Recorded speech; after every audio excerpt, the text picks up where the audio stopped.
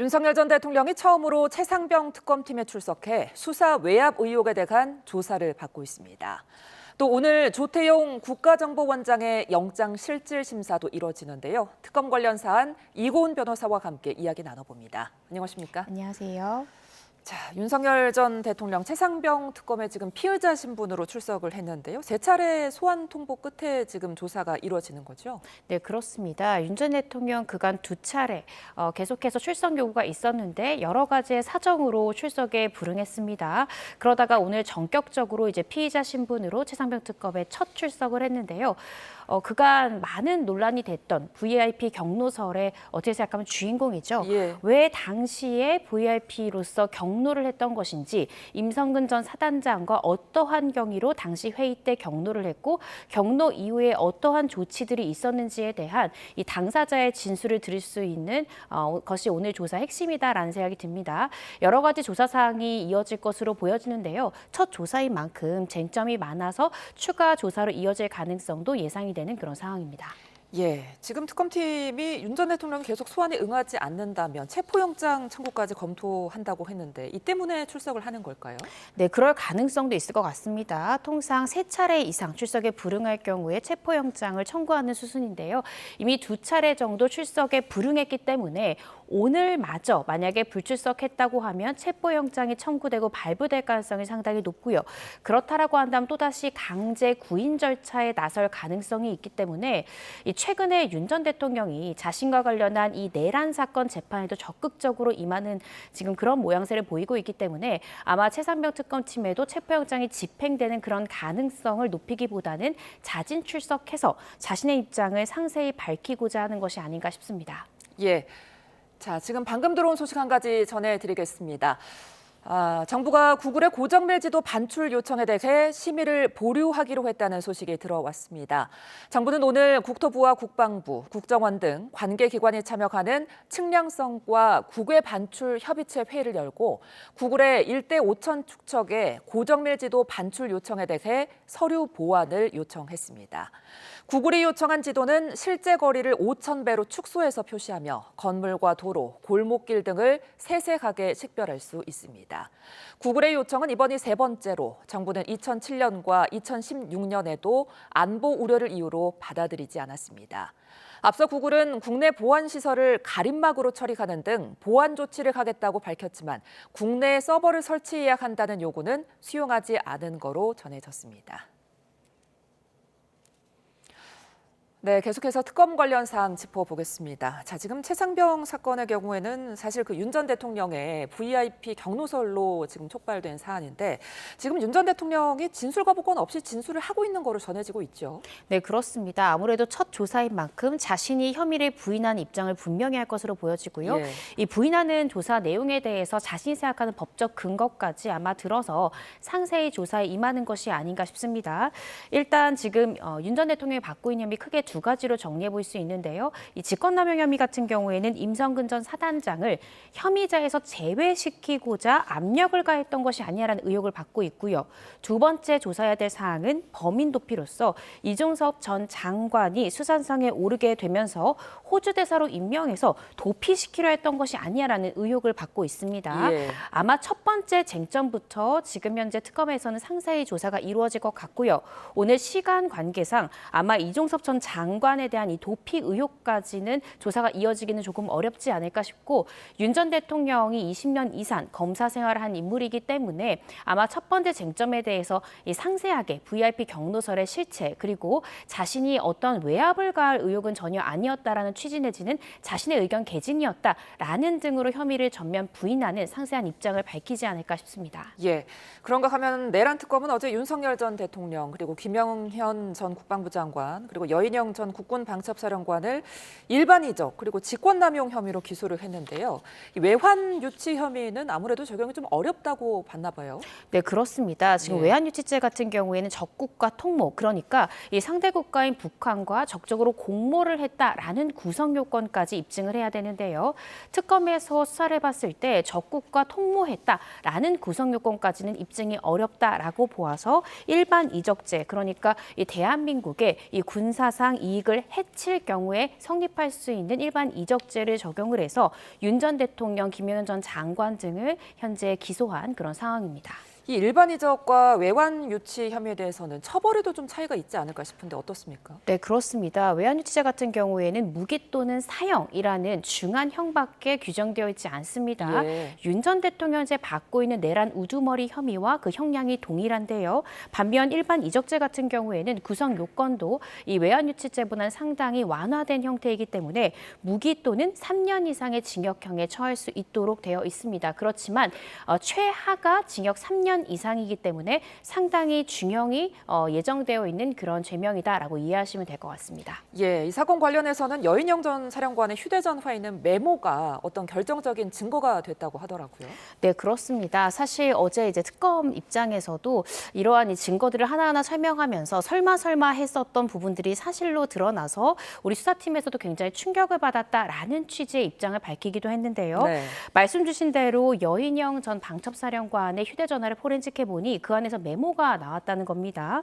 예를 들어 10월 18일에 이 북한의 체면이 손상돼서 반드시 대응할 수밖에 없는 그런 상황에 대한 언급이랄지 구체적으로 이러한 이 외환을 공모했던 그런 것들이 10월부터 차분히 이 메모를 통해서 기재되어 있었다라는 것을 특검은 결정적인 증거로 보고 있고요.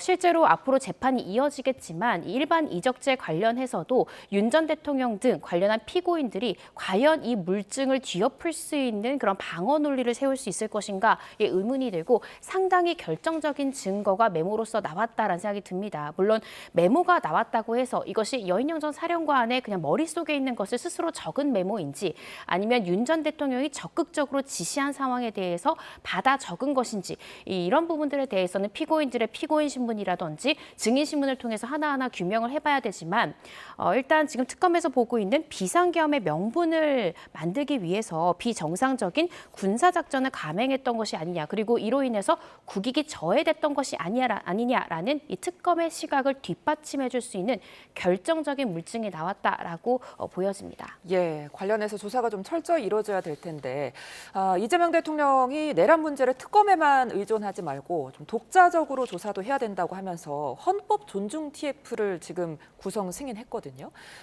여기에서는 어떻게 수사가 이루어지는 겁니까? 네, 일단 이 TF 관련한 이 조사 이런 사항은 김민석 총리의 제안으로 이루어졌고 이재명 대통령도 적극적으로 화답을 하면서 지금 적극적으로 시행이 될 것으로 보여집니다.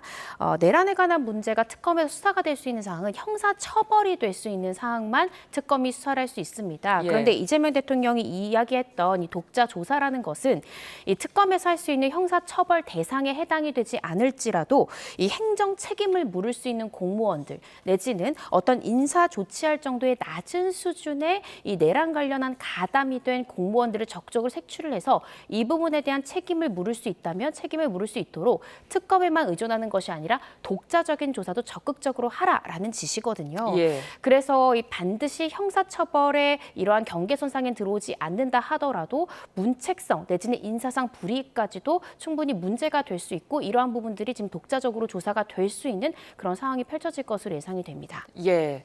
자, 그런가 하면 이제 윤 전 대통령이 이 내란 우두머리 혐의 공판에 출석해서 군 간부들과 계속해서 공방을 벌이고 있는데 이렇게 적극적인 방어를 이어가는 이유는 어떤 걸까요? 네, 그간 윤 전 대통령 같은 경우에는 건강상의 이유를 들어서요. 자신의 변호인만 출석을 시키고 대다수의 증인신문 또한 피고인이 출석하지 않은 상황에서 변호인들이 대신해서 증인신문을 했는데요. 아마 증인신문이 끝난 이후에 증인신문 사안 같은 경우에 모두 열람복사가 됩니다. 그래서 변호인을 통해서 윤 전 대통령도 증인신문 사항이 어떻게 진행됐는지 그 부분을 아마 서면으로 확인해 봤을 것 같습니다. 그런데 증인신문된 이런 상황 자체가 본인에게 유리하게 흘러가고 있지 않다라고 판단했을 가능성이 있고요.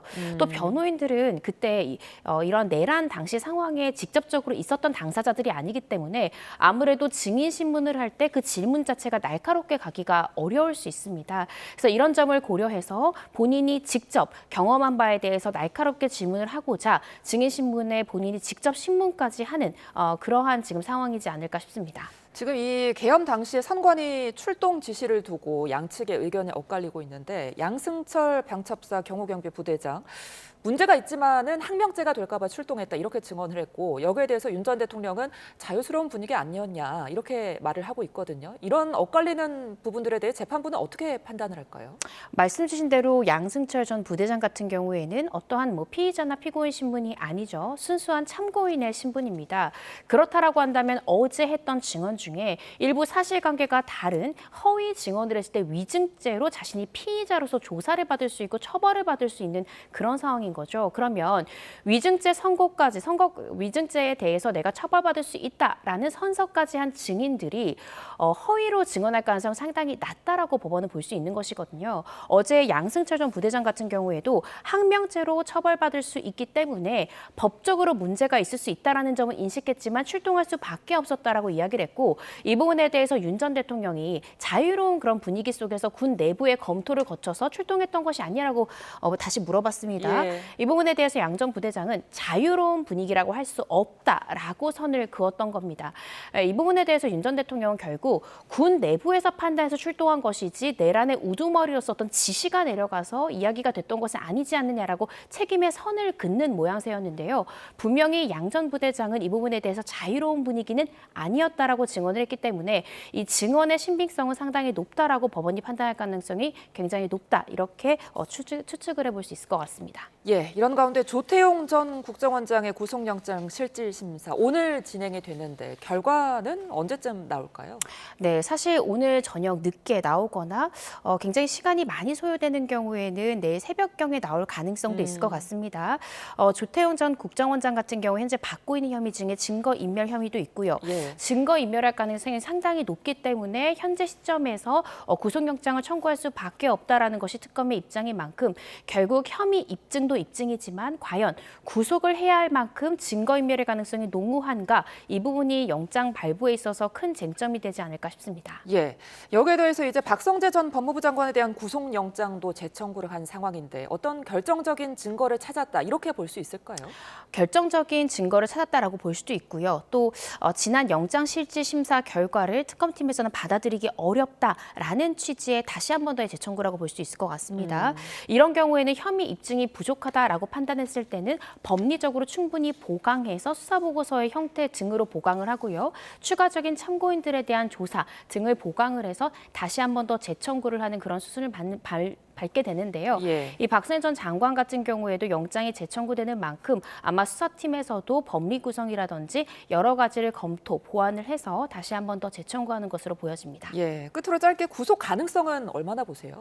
사실 증거인멸의 가능성이 상당히 농후하다고 특검이 봤는데 네. 이 부분에 대해서 어느 정도의 증거가 확보가 됐는지 그리고 CCTV상 보여지는 그러한 부분과 조태용 원장이 그간 이야기했던 진술들이 상이하다라는 정도로만은 부족하고 이후까지도 계속해서 증거인멸을 이어갈 가능성이 높다. 여기까지 특검이 입증을 한다면 영장 발부 가능성은 높지 않을까 싶습니다. 알겠습니다. 지금까지 이고은 변호사와 함께했습니다. 오늘 말씀 고맙습니다.